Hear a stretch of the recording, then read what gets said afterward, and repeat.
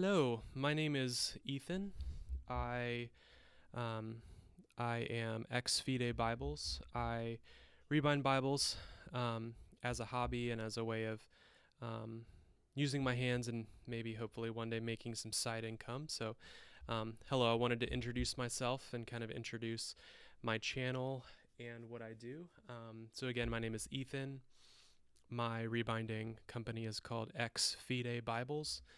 So by way of kind of channel introduction, I wanted to talk a little bit about what I wish I knew when I was just starting out in the Bible rebind hobby. So this is the 10th Bible that I've rebound.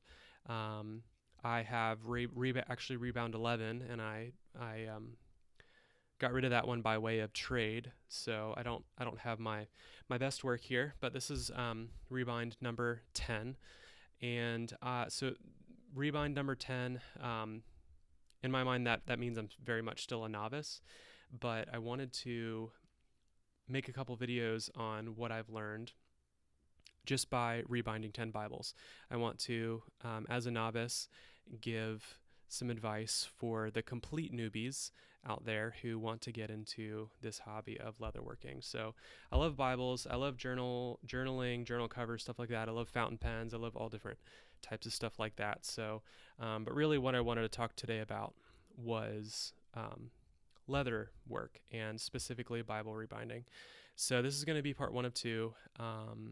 Today I wanted to cover how to choose the right leather for Bible rebinding and some essential tools for Bible rebinding. Part two, I'm going to be covering some aspects of technique and knowledge and also some resources. So definitely stay tuned for that. And I'm still kind of working with my setup here, so I apologize if I stand up to check my viewing angle every now and again. So I wanted to start with leather choice. So what to say about leather choice? So leather choice when it comes to rebinding a Bible is really, really important.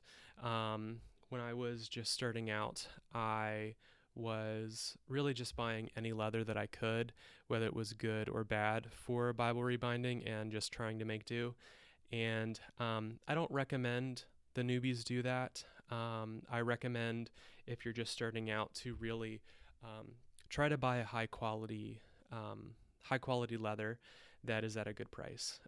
So here I have one of my really early Bibles. Well, not super early. This was my 6th rebind, and you can see here this leather is very thick, very chunky, and you can definitely tell this is a Bible rebind. This doesn't look like anything you'd get from a factory or a handmade shop like Youngblood or anything like that. So I was, for this Bible and for this kind of season of my Bible rebinding, I was using leather that I got from a upholstery shop, and this green leather here, while it looks and actually feels pretty nice, was originally used for reupholstering couches and sofas and stuff like that. So it is, in my opinion, according to all of the additional research I've done since doing this back in 2017, this Bible or this leather was a poor choice.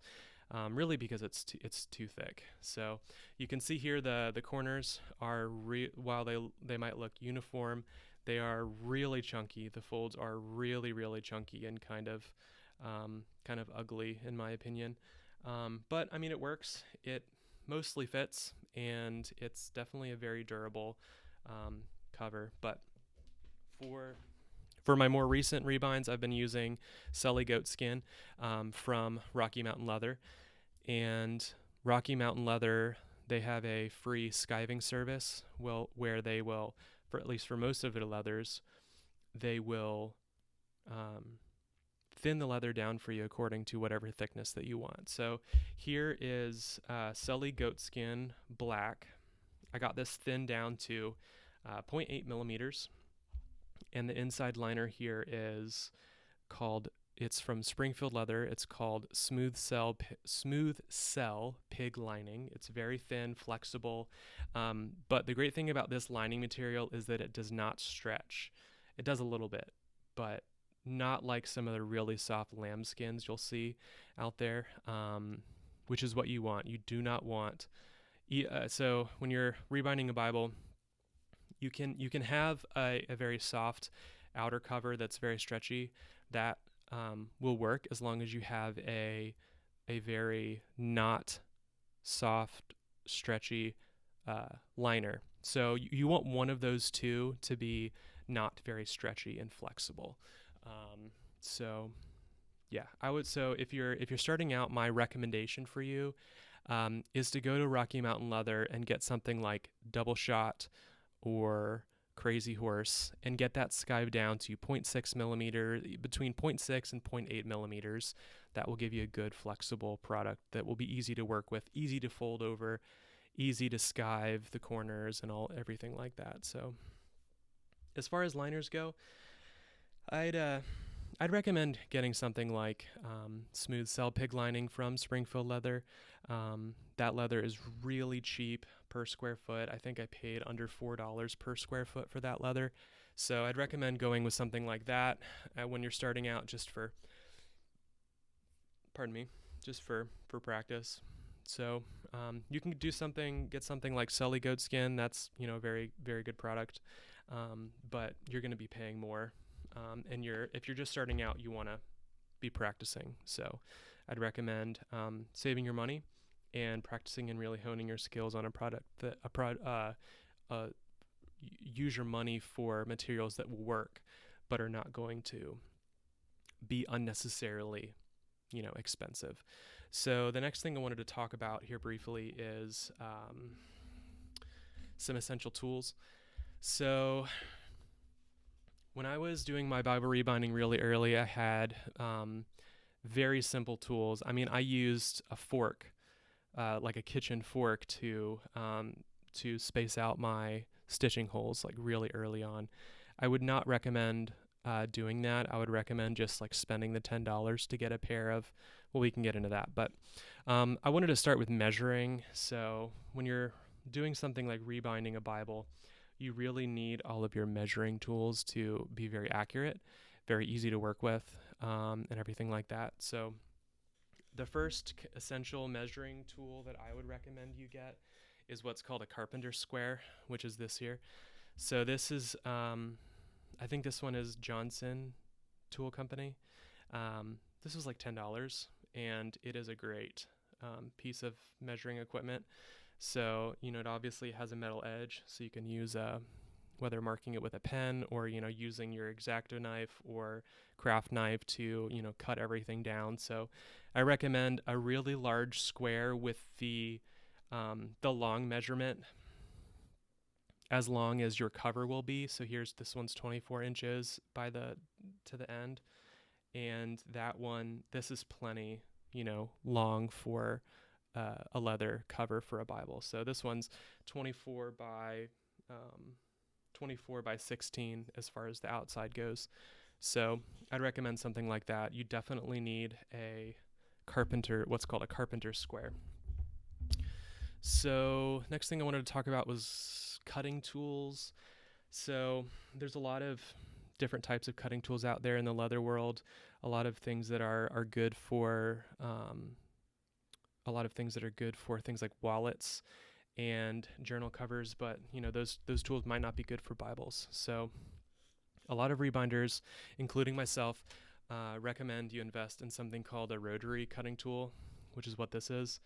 It has obviously a circular blade here, and it's good. It's actually designed for primarily cutting fabric, but it works very good for cutting leather, thin leather specifically, like the leather that you're going to use on a Bible. But it's not good for cutting, this thick bison leather for this journal cover. So really good for working with Bible leather, not good for thicker leather that you're going to use for other projects.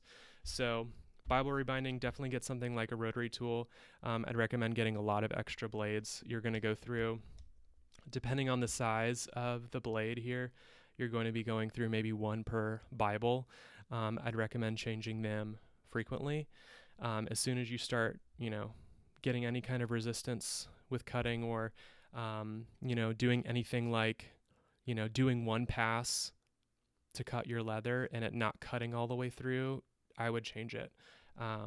Because, messing up a piece of Sully, or, Battle Carlo, or even something cheaper like Double Shot, is going to, messing up a cover's worth of leather is a lot more than what one blade will cost. So definitely recommend getting a rotary cutter with a bigger blade than this. They make bigger ones. I recommend getting a bigger one because it will dull slower, just because there's more surface area or more cutting edge. So that is the rotary cutter. Here I'm gonna move my leather and my pens out of the way just so I don't scratch anything here. X-Acto knives are, really needed for Bible rebinding as well, specifically when you cut the rounded corners. So here are a couple that I like using. This one is just a traditional X-Acto style blade, and this one uses this one over here uses these really thin 0.3 millimeter craft knife blades, and it actually got these in a pack when I got this craft knife. This is a great knife, and I recommend something like that. So yes, get some good cutting tools that you are very comfortable with using. So that will be all for part 1. Definitely recommend some good leather choices. Definitely recommend shopping at Rocky Mountain Leather, Springfield Leather, and if you have any questions, I'd love to answer any questions that you have. So stay tuned for part 2. Thank you for tuning in. This is Ethan from Exfidebibles.